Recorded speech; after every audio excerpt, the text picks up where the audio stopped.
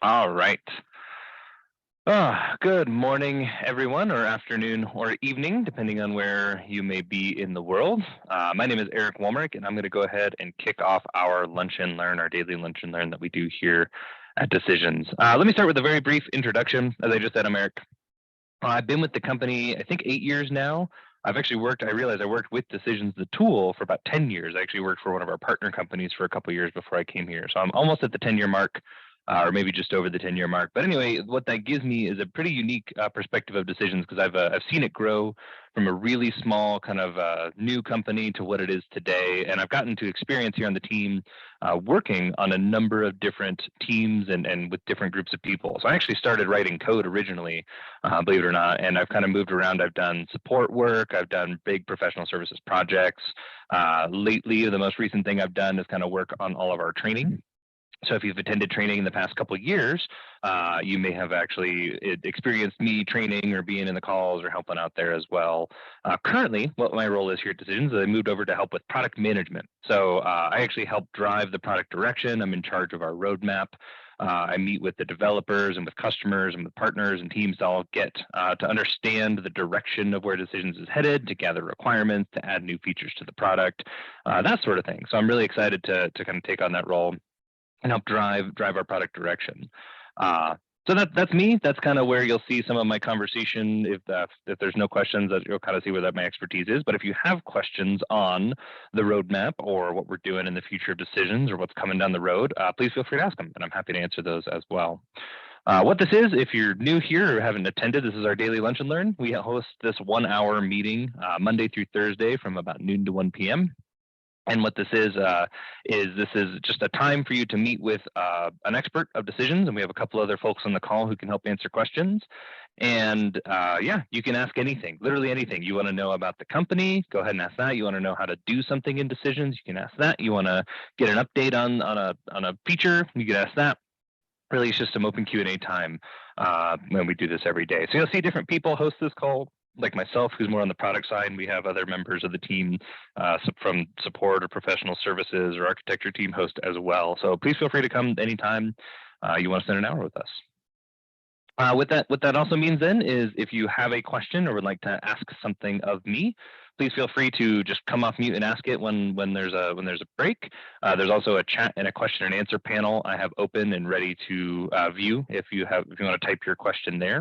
So please feel free to type questions in there, or like I said, I'll pause for a second and you guys come off mute and ask the question that way, whichever you're more comfortable doing, and I will go ahead there. If there are no questions, I can walk through a couple things on my screen, such as that product roadmap, or we can talk a little bit about like some cool features you may not know about. Like lately I've been really into mixed type repeaters, so I'm happy to show those as well. So yeah, let me just pause for just a sec and see if anyone has questions, and if you want to come off mute to ask them.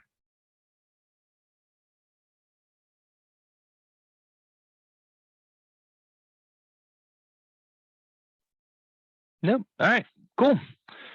Well then, I have a couple things that I can talk about. Really, there's two things I prepared for today in case there were no currently open questions.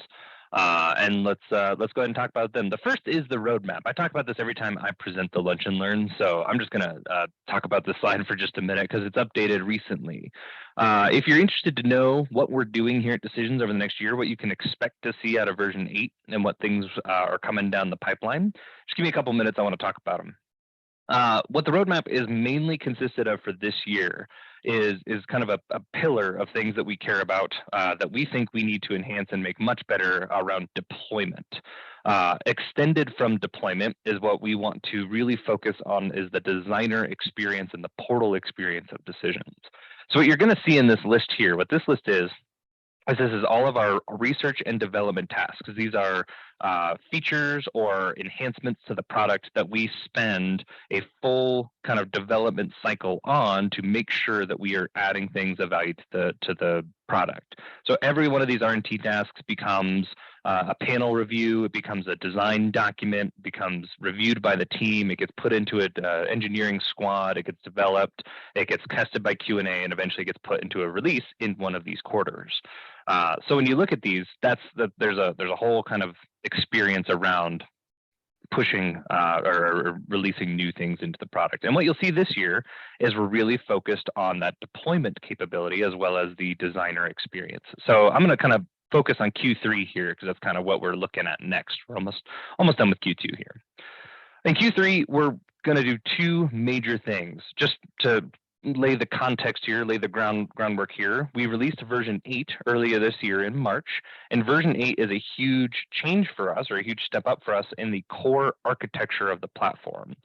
We are now built using .NET Core instead of .NET Framework. And yes, that sounds like they're very similar. They are, but .NET Core is a completely different code base, which allows us to do some really cool things with our hosting, our deployments, such as being able to run in a Linux container up in the cloud. So that's one thing we released with version 8 this year that we're really thinking excited about. And now that we have that new code base, that new architecture, that base layer kind of out there, now we're going to enhance some things about it. So in Q3, the two things I'm most excited about is Project View Overhaul, RD145, and the deployment server rewrite, RD146. Those two initiatives are taking up quite a bit of our energy and time. And so if you're familiar with our decisions repository, the repository being a change management server that allows you to take decisions, things that you build and create, and check them into a centralized kind of code management repository, and then check those out onto another server for deployment purposes. That process was written kind of with developer-centric in mind many years ago. So there's a lot of manual steps. There's a lot of pieces to it that kind of require developer interaction.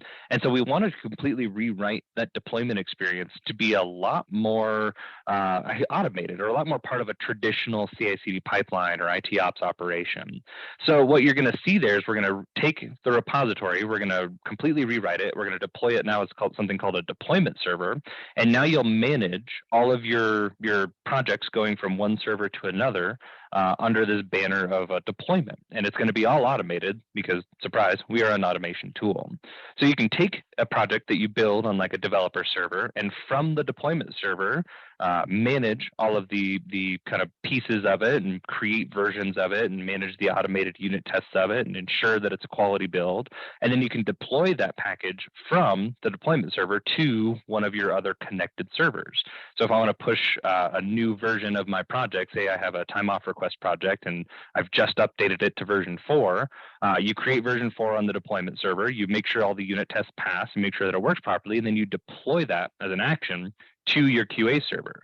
When it deploys, it does automated notifications, automated unit testing, it ensures that it's all installed correctly, it runs a bunch of internal tests, reports back to the deployment server. But that whole process now is initiated from your deployment server as kind of an IT ops operation, rather than currently you have to go to the server as a developer and take the project down and then manually test it. So that's a massive rewrite for us, and going to be a huge win and a much more simplified way to take your projects and move them around. That's coming in quarter 3. Tied really closely with that are a lot of changes we're making to the way we build what I just mentioned called a project. So that's RD145 Project View Overhaul. Project View, currently, when you export something out of a server, out of a place you're building in decisions, we tie it in, we kind of box around it, and we call it a project. But it's kind of a hidden thing, and it's kind of really unmanaged. So the developers, they work in this big folder structure on the left-hand side of their screen, and then they export this thing, and it tries to put bands around a project, but your folder structure may not be organized, or you may have dependencies across many different folders, and then how do you put the bands around the project there to send it properly? And it can create some really messy or confusing kind of experiences and work. So what we're doing is we're reimagining how developers build in decisions. And instead of having just a folder tree, you'll still have the folder tree. What we're going to do is we're going to create locations where developers can go build, manage, maintain, and put bands around a project. So now when you go to work on the time off request project in Decisions portal, you're going to click on the time off project, you'll go into there, and everything's going to have default dashboarding and reporting, visibility, repository capabilities, and your developers can do what they're supposed to do focus on building, not focus on this giant folder tree management. That also makes our deployment simpler because now we know we have built these constraints and bands around the project. So deployment becomes much simpler because we're not trying to do this crazy dependency browser, thing that you have to do today. So we're building a new experience for developers in the portal. When you go to build something, you now put it in a project and it's all constrained inside the project. And you're going to see some really cool features tied to that, like some really good dashboarding and reporting. We're going to add a to-do capability where you can actually go to any piece of a project, a flow, rule, or anything, and create a to-do task for anyone else who has access to that project. We're going to be adding some developer kind of cleanup of the UI. So for example, you won't see, when you use the data type, you won't see a million data type options from all the projects across the entire server. You'll only see things that are associated with your project. Same for subflows and rules. So really large servers or really large kind of installs that have many projects going on, we now are going to simplify the developer experience and remove a lot of the clutter and noise. Sorry, a little rambly there, but I'm really excited about those two things. Those are both evaluated and coming in Q3. The designs for them are complete, at least the kind of code level design is done for them. We're now working on the UI design, and we're on track to deploy both of those in the next couple of months. So I just wanted to highlight those. I think they're really fun. You'll see throughout the rest of the year, a lot of things we're doing then is we're kind of work on the Flow Designer. Flow Designer refresh, what RD135 is currently slated for Q3. You're actually going to see some parts of that in Q3 and some parts of that in Q4. But now that we put the project view and we can deploy things really consistently and we have that capability, now we just want to make the build experience even better. So the way you build flows, the way you kind of map data inside of those flows, the way you can organize and view and debug and see your flows is getting a kind of a reimagined view. So the iconography is going to change, the way the pathing is demonstrated is going to change, and they're all enhancements. Nothing is going to be removed from the way you build flows or build rules now. We're just adding a bunch of really good reimagined UI around it so that it makes more sense. Essentially, we want to remove button clicks, make your capabilities faster, and make it clear of what you're supposed to be doing, which is, like any good modern piece of software, what we want to do. So you're going to see a lot of that throughout the rest of the year. What we focused on version 8 was containers originally. You'll see that in Q1. Get in containers, get multi-tenancy back, kind of let the cluster work now in a Linux type environment. And then as we move forward, let's go enhance the developer view, and that'll kind of be the rest of the year. So I'm going to pause for just a minute, take a sip of my tea, see if there's any questions around this roadmap, what you're looking at. And I don't see anything in the chat or the QA panel, but let me pause for a minute. Hey, Eric, that's pretty exciting. The RD68 redo task delegation for, I assume that means out of office. Can you kind of expand on that one a little bit too? Yeah, absolutely. You bet. So right now, if I wanted to have someone work one of my tasks, we have impersonation. So I could go to, Andrew and say, hey, Andrew, I'm going to go on vacation. You can impersonate me for a week. And he can log in as Eric and see my task list and approve any of my tasks. The problem is that, I want him to see my time off request so he can approve all my time off requests, but I don't want him to see all my expense tasks because, I don't want him to go approve all the expenses that I can approve. So we're adding a feature of proper task delegation when you're out of office. So you can take either a series of tasks or a type of task or tasks associated with a certain flow or all your tasks and actually properly delegate them for a period of time. So I can say, hey, Andrew, you can work on these types of tasks while I'm out of town, go. And then he's, instead of having to go impersonate me and get a different view and work as me, he's just going to see it in his task list normally. So he'll log in, he'll see a task list or get a report, and he'll see which tasks are his, which tasks are delegated to him. And then all that's going to be tracked via the typical auditing, like for process view and stuff. It'll still say completed by Andrew as Eric. So that audit capability is there, but he no longer will see all of my tasks impersonated. He'll just see the ones that I want to delegate. Nice. That's cool. Yeah, we've been missing that for a while, and I think it's good. Sorry, I may be nose diving this one, but a question about the impersonation task delegation and stuff like that. I don't know, for us and for a lot of our clients, they throw their out of office on Outlook and don't think twice about it, right? If you're going to do some sort of task delegation like that, like you would have to come into decision, or like you would have to come into decisions and actually say, I'm going to allow this person to impersonate me for this period of time, instead of possibly keying it off of something else like their Outlook or their set their own out of office or whatever. Does it make sense? Yeah, no, that's a really good point. There's going to be service hooks into that. So for the task delegation service that we're going to create, so you could either from an external system, when you set some out of office or however it works, call decisions and say, here's the out of office kind of settings, or from decisions, we could run a schedule that checks whatever your out of office is, and then when we see that flag or see whatever that is, I don't know, that's really interesting. So there will be service hooks there to do that, but I'm not sure what we're going to offer like out of the box. I So see. that may, Yeah. that may be something I look at.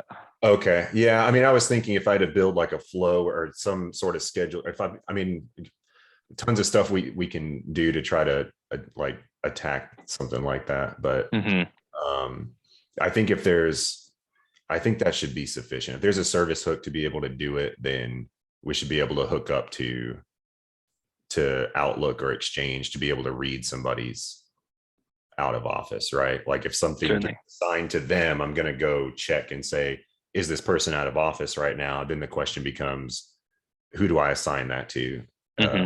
Otherwise, right? Which, I mean, you just create you just need some sort of structure to point to that, whether it's something external or wherever they're keeping what they're, I don't know, who supervises who, or who's your delegate out of that, right? Certainly, yeah. So it's the design for it's still getting worked on, but you can either set it up so that it's part of the default account structure in decisions, like we have relationships, we have managers and supervisors, those sorts of things, or you can just specify it and say that this email or this group of users or this role gets my tasks for this period of time. So that'll be part of the structure. Ton of our people are syncing through AD, like that's how we get the accounts in there. So I guess I don't know, like I'm just thinking out loud, you know what I mean? If I do an AD sync, would that just come with is there a way, I'm not familiar enough with AD to know if I can put somebody's supervisor or their like out of office delegate in there or something and have it sync up with that without having to do an extra step of setting that on the account in decisions, you know what I mean? Yeah, the one we sync, and I'm gonna have to go double check our documentation on this. The one we sync, I think, is manager, which is like the default AD role. Yeah. If you have that extra, like defined property, we can sync that, but you have to write a flow that does it. Sure. But yeah, when you do the Active Directory sync, you could absolutely pull in those additional properties, add it to our account, and then when you say, "Hey, Eric's out of office," that's already on the account object, so you can set that as the out of office kind of receiver.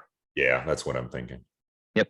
Yeah, there'd be some kind of setup work for that, but once you set it up, yeah, it'd work just like normal. I gotcha. Cool. No, you bet. Great questions. I'm excited for that one because we've always just told people to impersonate, and like, well, that's not proper task delegation. Yeah. So it's good. Yeah. Any other questions on tasks you see here? Let me glance through this list and see what else is cool. What's coming the rest of this year? Yeah. So in 8.3, which we're planning on releasing next month, you're going to see in the kind of the second box here in Q2, the way we do archive has gotten a big update. Currently, fun fact, currently we don't actually properly archive data. When something quote unquote gets archived, it actually just gets stored in the database as a soft delete for a period of time before eventually it gets purged fully. Now you can actually set up an external storage, either a file storage or an external database connection, and you can properly archive entities. So when we hit that 60-day archive window, instead of hard deleting, we go store it into an external auditing system. And then, you can retrieve that via reporting back into decisions. If you say, hey, I want to see all my archive stuff from last year, great, ready to report, it'll pull it in from that external system. So that's been added. And then the other, what else is cool here? Case management changes. Yeah, this is kind of neat. If anyone uses case entities, currently they're really difficult to debug because to simulate state changes, requires you to like jump to another tab and do some work with the data or do something manual and then go back to the debug window to watch it. What we're adding is a new case debug experience, which allows you to simulate an entire case kind of process. So you can say, first enter this state, simulate the data this way, then enter this state, run these trigger flows and simulate it this way, then enter this state. So you actually set up a unit test, as we're putting it under the banner of unit tests, that simulates the entire case from start to finish. So you can actually say, I want to debug and unit test, like say our support ticketing process. I want to run a debug test on how a ticket gets reopened and make sure the trigger flows resend the notifications properly. Currently, you'd have to run the process, go to a tab, reopen it, go back to debug, watch it, go back to the tab, click save, go back to the other tab. Now you can just set all that up as part of the unit test, say run, watch it change all its states, watch all the trigger flows run, watch all the action flows run, call it good. So that's kind of a new way to test and debug process data and test debug cases. It's getting a big improvement. Cool. I'm not ignoring your chat, Andrew, but it did make me smile. Andrew posted in the chat when I was saying I'm giving him power to approve all my expense reports. I said, that's dangerous stuff. You're giving me that much power. It's true. I don't know. You've been here a while, man. I trust you. Trust you enough. All right, wonderful. Yeah, so that's the rough roadmap. I can show you next year. This is the most influx slide we've ever built, but you can get an idea of some of the things we're starting to kind of work through and starting to debate and think what's going to be valuable through middle of next year. And you'll see some things in here like kind of cleaning up the way decisions has multiple ways to view things. What we're trying to do is be a little bit more prescriptive in the platform about the best practices and the way we'd recommend doing things. So instead of giving you 6 ways to do things, where 2 are recommended and 4 are just an okay way to do it, we're going to remove some of those and say, here's the 2 best ways to do it. Your 2 options are this way, and remove the other 4. So for example, one of those kind of things you may see here is like task 139, removing flow inline fields in the reporting engine. Flow inline fields are a way that you can add a column to a report where you can pull in data, run a flow that gets data, does something, and show it in a column of a report. Really cool, except it's not scalable. When you have a report that then runs 10,000 rows and you're going to run 10,000 executions of that flow when you try to load one report, it becomes very onerous in building. There's better ways, there's more prescriptive ways to get additional data, joined data into a report that we're going to work on and make a lot more simpler. And with that, we would remove that other capability because it's not scalable and it's not really, there's better ways to do it. So things like that you're going to see running kind of throughout next year as we look at ways to kind of improve those sorts of things. And you also see some things that we've put on the roadmap that we just would like to do, like multi-user edit. It's not something that's critical. It's not something that's blocking any major thing, but we've had a number of people ask, hey, it would be nice if I could have 2 developers working on the flow at the same time, similar to how 2 people could work on like a Google Doc at the same time, where one person could be, fixing the bottom half of the flow, a person could be fixing the top half. Obviously, there's some consideration there about how we show who's working on what and how we allow people to touch things that other people are touching, who can actually do the multi-user edit. But that's a neat feature and something we're going to try to add next year. So yeah, some cool things here, some refactoring. This is obviously subject to change as we kind of evaluate the end of 2022, but 2023 should be a lot really focused on kind of I would call it modernization is kind of the theme I'm kind of putting it under. I got a couple questions for you on this one, Eric. Yeah, let's do it. I guess 3 things that jump out at me. RD 144 import CSV Excel to type, 154 subflow refactoring, and 155 integration to define type mapping. I get it, this is way far in the future, but can you expand on those a little bit? Yep, let's talk about it a little bit. So import CSV Excel to type. We currently have, this is kind of, again, cleaning up those multiple ways to do things. There's a bunch of different Excel steps that take data from an Excel file and put it into a defined structure and decisions. It's hard and requires some mapping, and there's some steps that loop through them line by line, and there's some steps that try to do it natively if you have a defined type. So what this is trying to do is to evaluate all of those different options and make it a lot simpler, where you could just say import CSV Excel, you give it an Excel file and it generates the type for you. So now you just give it a file and say, I need to import this file. It will generate the type and map all the data to that type for you. And it's just one step you drag into your flow. And the output of that is a defined structure of all the data that's existing inside a CSV or an Excel file.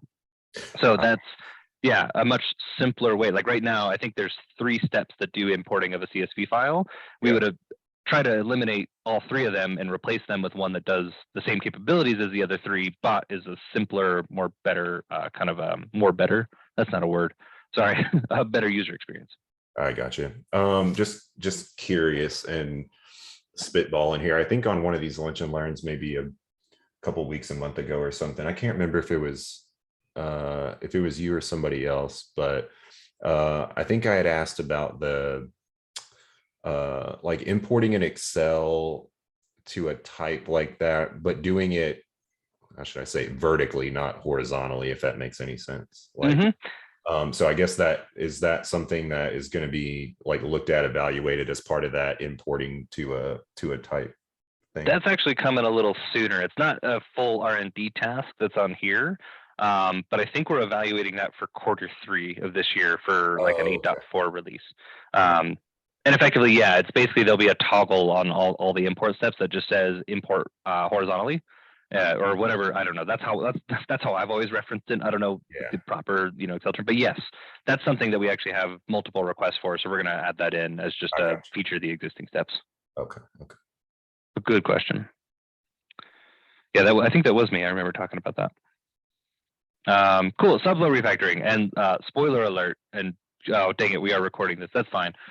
We're trying to actually get this in a lot sooner. This might actually get folded in as part of the Q3 Flow Designer refresh. You might see this sooner. But the big idea is that if you have a flow with multiple steps, and you say, oh, really, these 4 steps should be a subflow, and you highlight the 4 steps, right now you can group them, copy those 4 steps as a template, create a subflow, paste to that template over, remap it, make sure the inputs and outputs work, and you can do it.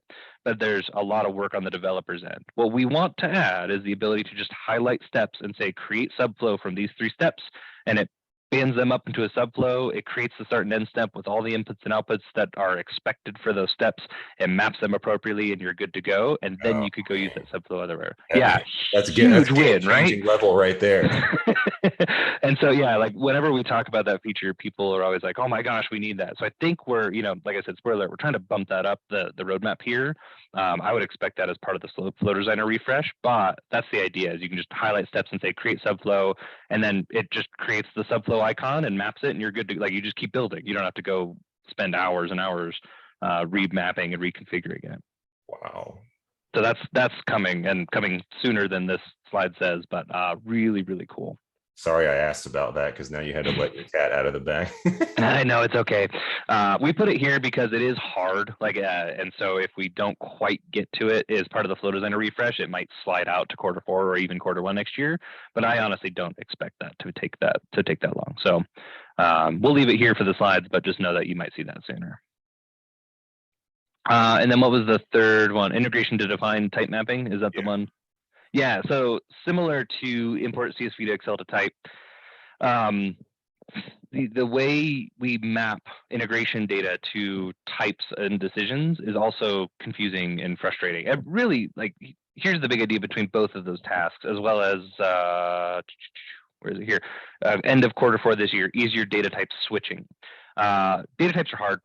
Data types are burdensome at times, and they're one of the least flexible parts of the developer experience, right? Like if I create a case entity and suddenly, or let's take an easier example, I take a flow structure and suddenly I want it stored in the database.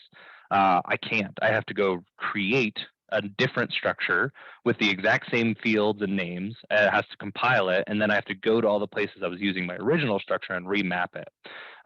So all of these tasks around data type switching, renaming of data types, import CSV Excel to type, integration to define type is an effort to say, how do we make data types easier, more flexible, and more self-descriptive? So it's not on my list here, but there's an idea floating around that we're most likely going to start pursuing, which is this concept of taking the data types. I'm going to say this carefully, taking the data types wizard out of decisions, in the sense that when you need a structure, you need defined data. You need to create that. What you do is you define the data, and then you pick the attributes that you want about the data. So you say, here's the structure, and I need it database stored, I need it audited, I need process around it, go, and it will generate the proper structure for you. And then you come back and say, oh yeah, I don't need this database stored, edit the structure, uncheck, and then it updates the properties of your thing. There's gonna be some pains about that, and already we're kind of, because of the way we've done it for so long, it's going to be a interesting transition. But anyway, all that to be said, a lot of the work you see here around changing Excels to types, or integrating to a define, or taking an integration and putting it into a type and decision, we just want to make the data type experience easier and more flexible and less confusing and with less errors. And so like I said, I don't have a proper R&D task yet as we kind of explore what this is going to take shape as, but there is going to be, towards the end of this year and into next year, a big shift, once we get projects done, a big shift around how we allow the generation of structures and how that gets kind of translated to the code base. So that's coming too. So specifically, integrations is the older task that's around how do we take an integration and make sure that it gets generated with the proper type, similar to import Excel or CSV. How do I take a CSV and make sure I get the type and all the data in properly? So that's what that is. Again, I think there's going to be a bigger task that kind of envelops all these other smaller ones. That'll be cool. Yeah, that's interesting. It should be way easier to actually like create the structure in a step, in a flow, if you wanted to do it that way instead of manual. Like you basically automate the creation of that data structure and just have one step that does it, that you pick the attributes that you need for it or whatever. Yep, structure should be much simpler. Yeah, and that's cool. The effort. We got to fix deployment first, because the repository server is a big pain point. And we're going to add projects to the tool, and then I think the next thing we tackle is data types and data structures. So that is also coming. That's all the fun stuff. I think that's all the cool stuff. And then collapsible sections. I've always argued for collapsible sections, but that's because I build really big flows. The argument against collapsible sections is just put them in a subflow. But then I argue we should have a better way to kind of preview and demonstrate subflows as part of your parent flow. So anyway, those are some of the debates. Out all the way and use a magnifying glass. Yeah, well, yeah, actually. So the flow designer refresh is, I don't have screenshots of them. The flow designer refresh, you'll actually have the ability to click a step, and it's going to pop up like an inline dialog that gives you like the preview image of the subflow. So there's some things there that are already going to be added. So we may not actually need this collapsible sections task, but that's cool. Yeah, I like, honestly, I don't have the permission to show you guys all the cool screenshots, but there's some really, really, really good design coming that you're gonna start seeing implemented now in 8.3, but you'll really see by the end of the year. I think we're gonna have a completely kind of revamped experience by the end of Q4, and it's gonna be really good. I'm excited about it, at least. All right, cool. Is there anything else fun here about this? The roadmap presentation. Yeah, so these two slides you saw are part of a whole presentation we give. You can see it on the left-hand side here of our entire kind of roadmap strategy and why we do the things that we're doing and where we see ourselves positioned in the market. Like I said, market analysis slides here that I go through. I talk a lot about kind of the strategy around, intelligent process automation and where we see ourselves fitting in there. Anyway, I'm not going to give that full presentation, but I do those presentations every other Thursday, sorry. So if you ever wanted to attend one of those and see just more in-depth analysis of the roadmap or kind of the strategy around it or the positioning in the markets, those sorts of things, or you want to send someone of your teams to them, just let me know, eric@decisions.com, or let your CSMs know, and they'll get you added to those calls. They're every other Thursday. They're about 45 minutes to an hour. And it's either me or Heath Oderman, our CTO, kind of walking through it.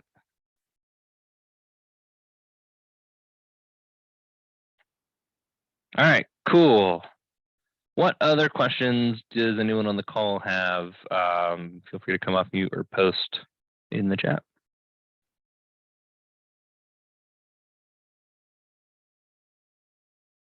Yeah. Okay. I was going to spend a little bit of time going through mixed type repeaters. I spent all my time on the roadmap, which I think is better. I'm better at the roadmap than I had at mixed type repeaters. So I don't think I'm going to have another 25 minutes. Yeah, I don't think I have a full time to really dive into the use case I had set up here. But just as a kind of a cool thing, and maybe this will be the next topic of my lunch and learn if no one has questions. Mixed type repeaters, I think, are an underutilized feature of decisions. And I think they're underutilized because there's some complexity and confusion around the setup of them. So what I would just say for the audience of this call, or if anyone listens to this recording, is mixed type repeaters I think are really powerful and valuable. Think of them as dynamically generated form controls on a form, repeated to infinity. So if you wanted to create a survey, this for example, and the first question of your survey is, what is your name? And so you expect a text box there for them to fill out their name. And the second question of your survey is, what day were you born? You expect a date picker to be there.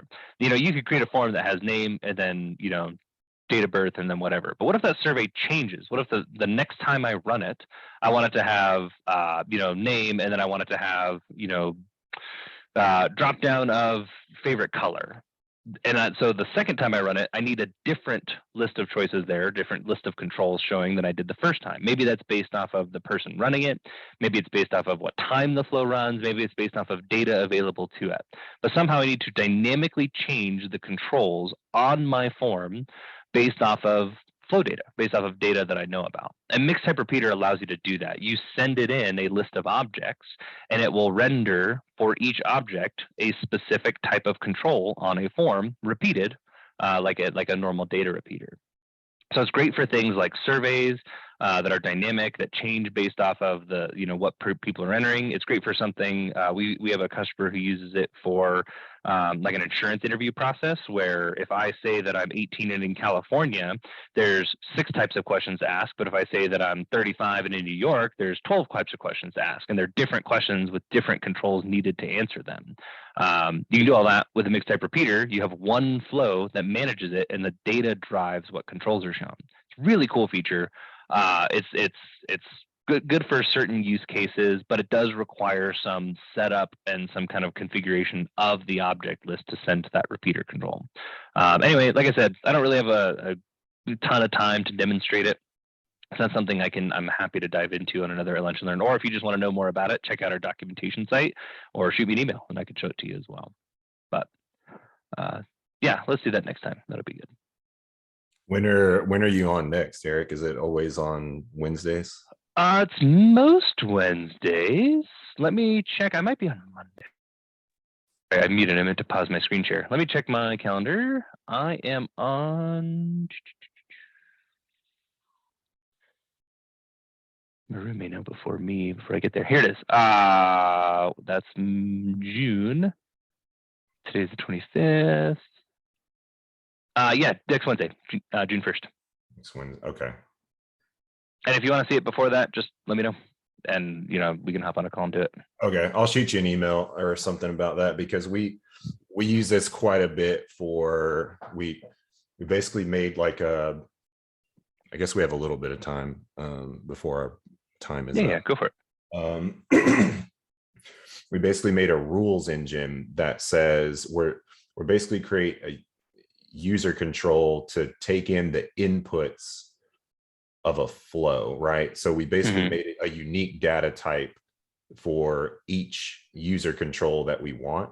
And because it's unique, the mixed type repeater knows what I'm giving it and which user control to display on the form, to where we basically, in that data type that we create, we basically structure that to be the inputs of a flow that we want to run. So when we output that, we save it.